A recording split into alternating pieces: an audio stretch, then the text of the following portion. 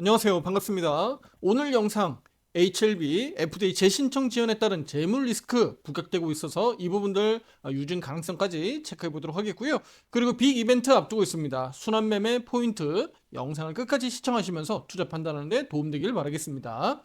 자, HLB의 진영곤 회장 5월 내에 재신청하고 7월 승인 목표로 말한 바 있습니다. 하지만 제가 앞서 영상들에서 말씀드렸듯이 또 진영군 회장 성급한 결정한 거 아니냐, 왜 그렇게 조급하게 발언을 하느냐.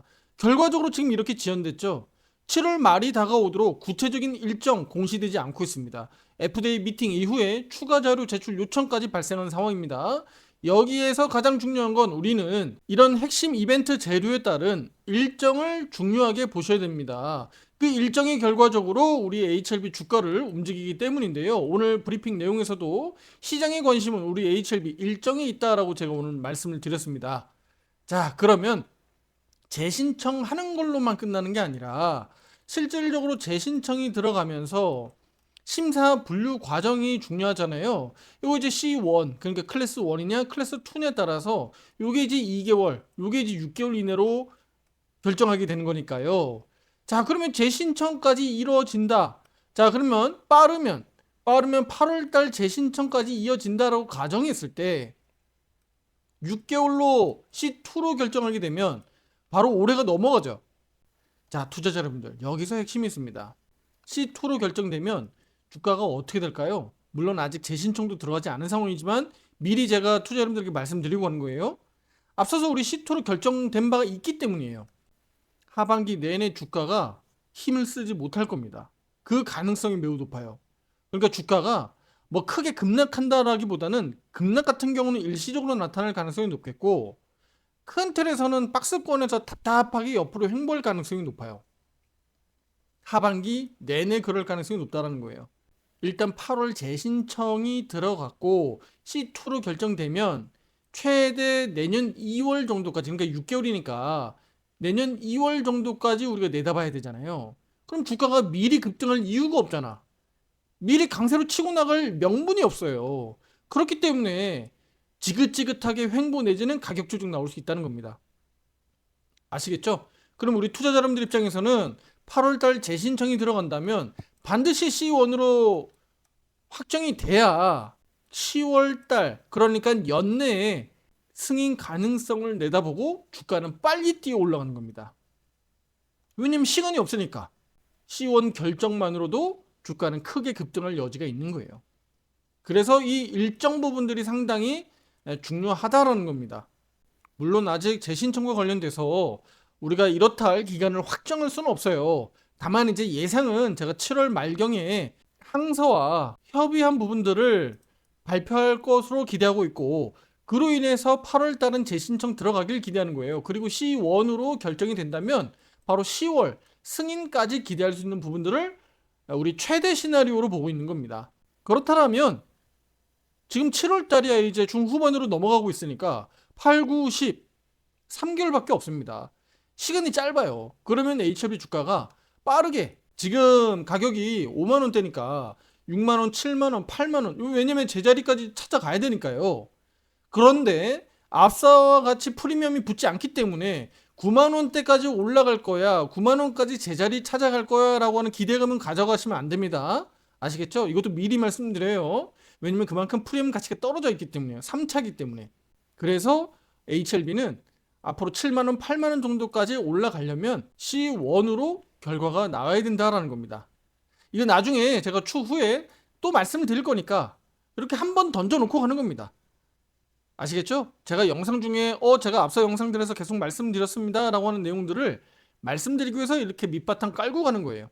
미리미리 투자 여러분들도 알고 가시면 일정을 맞춰서 내가 자본금을 활용할 수 있고 또 대응할 수 있잖아요.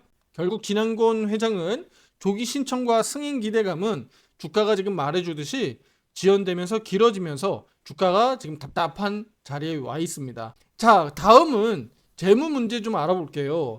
우리 재무적으로 봤을 때 HLB 돈 없는 회사다라는 거 다 알고 계시잖아요. 이거 뭐 제가 꼭 얘기해야지 아는 건가? 그렇죠. 다 알고 계시죠. 그리고 또 중간중간에 시비 반응 많이 해왔었잖아요. 자, 1분기 기준 우리 현금성 자산 600억 규모 정도 수준에 있고요. 유동 비율은 66% 정도 수준에 있습니다. 여기에 전환사채 12발행 그 전환가액을 감안하면 지금 현재 주가가 그 아래에 놓여 있어서 조기 상환에 대한 압박이 가해질 가능성이 높겠죠. 그래서 HLB는 유상증자 카드도 꺼낼 수 있다는 겁니다. 이런 생각을 아예 안 하고 보시는 것과 이런 점을 내가 감안하고 보는 것은 완전히 다릅니다. 대응 자체가 완전 달라지는 거고요. 나중에 비중 확대할 때도 내가 이 HLB에 대해서 풀매수를 할 거냐, 아니면 야 이거 나 HLB 좀 불안한데 혹시라도 문제 생기면 어떻게 돼? 비중을 담긴 담더라도 그런 부분들을 좀 감안해서 비중을 담고 나머지는 HLB가 아닌 제약바이오 내에서도 다른 종목들, 또 반도체, 또 2차전지 이런 종목들로 순환매하면서 좋은 수익 낼 수 있다는 겁니다. 아니 우리 주식시장에 HLB만 있는 게 아니잖아요. 그래서 HLB는 앞으로 다가올 9월 이후에 38, 39회차 12 투자자들의 조기 상환 청구 가능성이 현실화될 수 있다는 점도 투자자분들 꼭 주목하시길 바라겠습니다. 공교롭게도 HLB가 FDA 재신청 또 승인을 할 수 있는 그 시기가 최대한 빨리 C1으로 확정됐을 때의 그 일정하고 다소 좀 비슷한 구간이 있기 때문에 HLB에겐 이번 9월, 10월이 운명의 순간이 되지 않을까라고 보고 있습니다. 앞으로 이런 부분들은 제가 요목조목 또 분석해서 말씀을 드릴 테니까 같이 함께 대응해 나가시면 되겠고요. 자, 따라서 시간이 많지 않아요. HLB는 이런 부분들을 감안했을 때 재신청은 늦어도 그래서 제가 8월이라고 말씀드렸던 거고 C1 반드시 나와야 된다. 그렇지 않으면 투자자 여러분들이 상상하기 싫을 정도로 주가는 반대로 움직일 가능성이 높아요. 그래서 지속적으로 경계심을 가지고 대응하시길 바랍니다. 자, 이제 기술적으로 보겠습니다. 최근 약세가 이어졌습니다만 하단을 지지하면서 반등의 힘을 내고 있습니다. 오늘 주식시장이 크게 오르지 못하면서 흔들렸죠. 그 과정에서 HLB 반등 나오고 있고요. 자, 우리 빅 이벤트가 앞두고 있기 때문에 우리 HLB는 조금은 조심스럽습니다. 자, 일단은 5이평선, 22평선 모두 회복해야 됩니다. 왜냐면 당장 요 코앞에 이평선들이 깔려있기 때문입니다.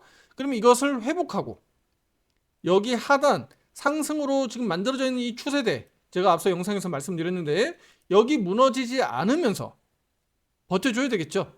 그러면 당장 내일과 모레 우리 빅 이벤트들을 좀 확인하면서 HLB는 다음 주로 이어지면서 이 구간에서 횡보 내지는 반등, 기술적 반등을 좀 기대해 보시면 좋겠습니다. 자, 그러면 그 빅 이벤트가 바로 무엇이냐? 그 빅 이벤트를 확인해야 되는데 바로 당장 내일 구글, 테슬라 실적 발표가 있고요. 국내에선 SK 하이닉스, 현대차가 실적 발표합니다. 그리고 금요일은 인텔까지 실적 발표가 예정돼 있어요. 자, 그러니까 우리 구글, 인터넷 기업, 그 다음에 2차 전지 테슬라, 그리고 반도체까지 우리 국내 증시의 대표적인 시가총액 상위 업종들하고 많이 겹쳐 있잖아요. 그래서 중요하다라는 겁니다. 자, 제가 말씀드렸던 날짜들은 다 한국 날짜 기준입니다. 자, 그래서 구글의 실적 호조가 일단 전망되고 있기 때문에 자, 요거 한번 보도록 하겠습니다. 자, 구글의 실적 발표는 우리 유리방에도 제가 한번 말씀을 드렸었고요. 자, 이렇게 보시다시피 구글의 실적 발표 예상 전망치가 이렇게 나와 있습니다. 자, 전년도 대비해서 뚜렷하게 좋아질 것으로 전망치가 나와 있기 때문에 구글의 실적 효과가 혹시 주가 급등으로 이어지면서 우리 한국 시장 또 미국 나스닥 지수가 크게 오를 수 있는지 내일 개장 전부터 체크하시면 좋겠고요. 그리고 테슬라는 실적이 일단은 좋지 않을 것으로 예상이 되죠. 자, 이 부분은 앞서 우리 7월 3일 날 발표했었던 2분기 차량 인도 대수만 보더라도 우리가 예상할 수 있는데 바로 그 부분에서 좋지 않게 나왔기 때문에 예상 실적 역시나 지금 이렇게 부정적으로 전망치가 나와 있는 거예요. 하지만 실제 전망치보다도, 그러니까 시장에서 전망하고 있는 이 가이던스보다도 높게 나온다. 실제 전년도 대비해서 실적은 좋지 않게 나왔는데 시장에서 가이던스보다도 좋게 나오면 주가 급등할 수 있어요. 무슨 얘기인지 아시겠죠? 항상 시장은 예상치를 주목하고 있으니까요. 자, 그래서 이런 부분들을 고려했을 때 내일 관련 종목들 2차전지, 그 다음에 우리 구글과 관련된 인터넷 관련된 기업들이라든가, 제가 종목까지 다 오픈하기는 어렵고요. 따라서 내일 구글과 테슬라 관련주들은 주목해 보시면 좋겠습니다. 그리고 더 중요한 게 뭐죠? 25일 한미 간의 통상협상, 2 플러스 2 이미 뉴스 기사로 많이 보셨죠.